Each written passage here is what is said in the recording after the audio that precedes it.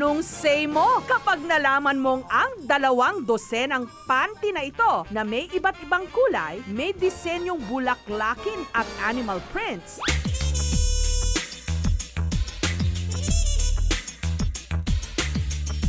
pagmamay-ari pala ni Mang Romy na araw-gabi nagsusuot ng panty. Wala nang araw makikita pang brief sa kanyang cabinet. Pero FYI lang, for your information, totoong lalaki po si Mang Romy. Itanong nyo pa raw sa kanyang misis. Mula raw kasi nung nag-asawa si Mang Romy, panty na ang ginagamit niyang underwear. Bukod daw kasi sa mas komportable ito, hindi na niya ito kailangan pang bilhin. Ang kanya kasing misis na si Aling Cecilia, mananahe ng mga panty at iba pang underwear. Una-una, manipis. Maliit lang siya, hindi siya malaki na katulad ng brief. Mas komportable ako nung gano'n ang sinusuot ko. Siyempre yun na nga ang naging simula, yun ang lagi kong sinusuot. Kaya kung ako'y magbibrief, parang naaasiwa na ako. Ang pagsusuot ni Mang Romy ng panty, approve naman daw ni Commander. Katunayan, mas sumisexy raw ang tingin ni Aling Cecilia sa kanyang mister kapag nakapanty ito. Nagtatawa nga ako sa kanya. Dahil gusto niyang suotin ay panty. Kahit igawa ko siya ng brief, ay ayaw niya. Hindi niya sinusuot yung brief. Panty na lang. Dahil yun ang kinasanayan niya. Ay okay lang naman na panty-panty na lang siya. At kahit parehas daw sila ng underwear ni Mrs., hindi naman daw sila naghihiraman. Siyempre yung panty ko naman sinusuot, hindi naman sinusuot ng babae. Iba yung panty na asawa ko. Yun ay pinaka-brief ko. At saka ako lang sumusuot nun. Hindi rin daw po pwede kay Mang Romy ang bacon o lawlaw ng panty. Para tiyak na malinis, araw-araw daw siyang nagpapalit. At masinsinan niya itong nilalabhan.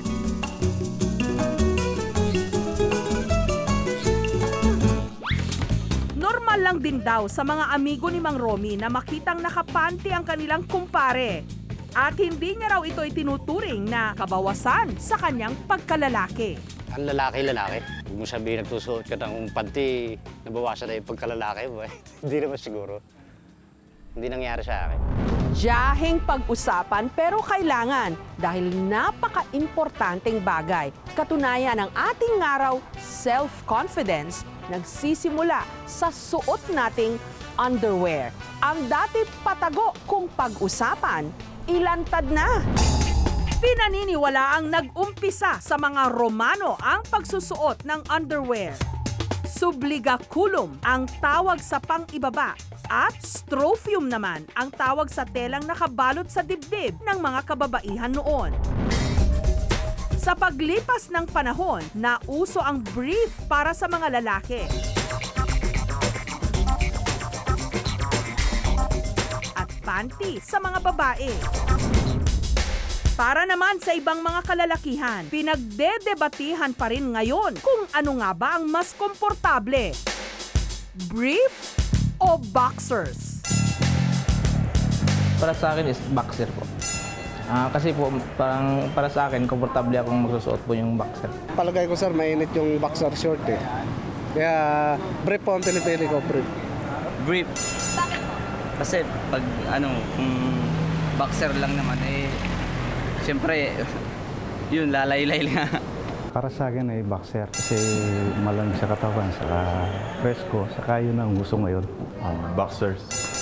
Kasi dati nag-brief ako pero ngayon mas nagustuhan ko yung boxers. Sa ibang bansa rin, may sari-saring underwear-themed events.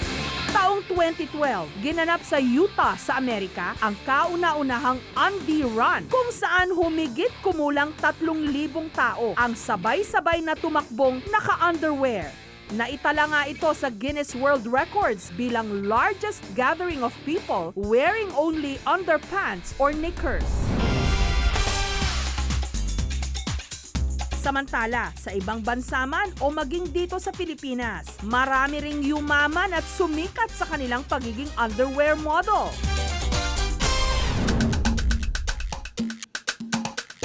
Naabutan naming nag-e-exercise si Rigor. Kailangan daw kasi niyang panatilihing maganda ang kanyang katawan.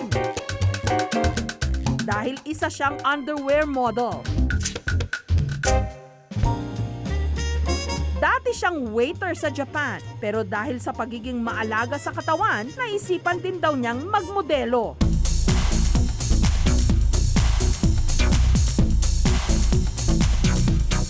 Yun nga lang, unang sabak pa lang niya, nagkasubukan na.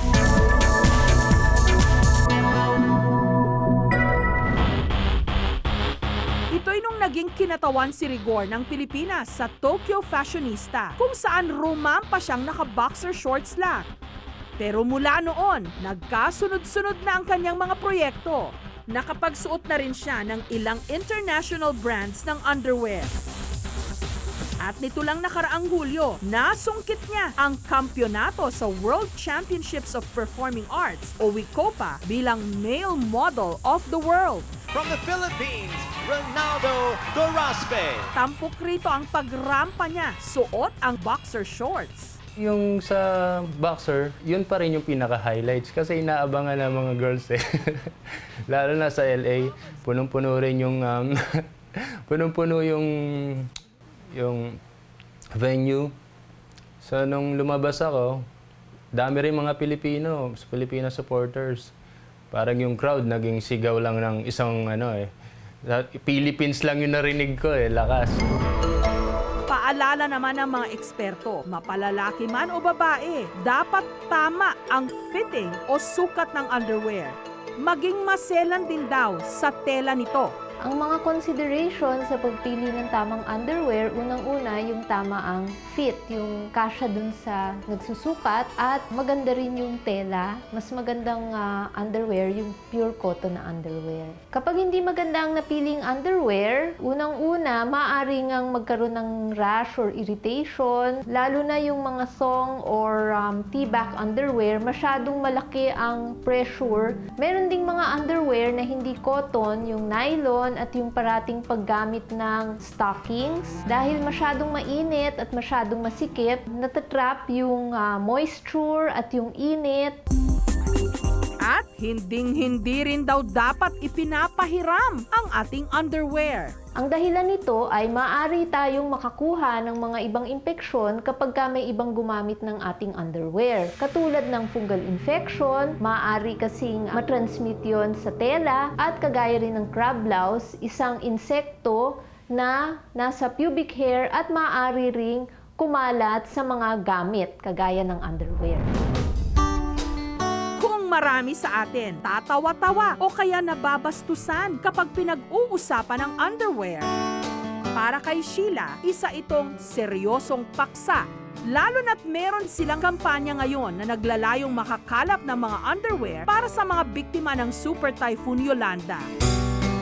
Ang #TheGreatPantyDrive. Kasi syempre parang it's so basic, but pag nagbo-volunteer ako, I don't see much na may nagdo-donate ng panty. Usually nga parang kung ano yung mga used clothes, minsan makakita kami ng panty and it looks so sad. Kasi parang, oh my gosh, may magsusuot pa ba dito? Nabuo raw ang konsepto ng #TheGreatPantyDrive dahil sa 5 taong gulang niyang anak, si Sky. More panty, please. Okay. Nung tinutupi na namin yung clothes, lumapit siya sa akin bigla. Tapos, may tinatago siya sa likod niya. Tapos sabi niya, Mami, wait. Parang wag ko raw munang isara. Ito pa. Kasi baka wala na silang panty. So, parang nung moment na yon, na-realize ko, shucks, oo nga, no? Because they don't have any panty. Because it's wet already. Ang unang batch na kanilang nalikom, nauna nang naipamahagi sa Tent City sa Villamor Air Base.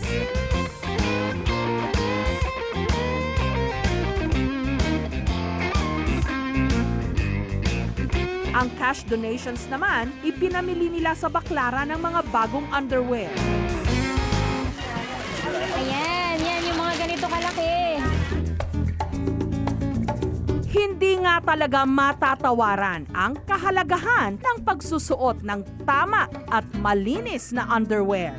Dahil kung gusto nating maayos ang ating itsura, dapat magsimula sa ating mga panloob.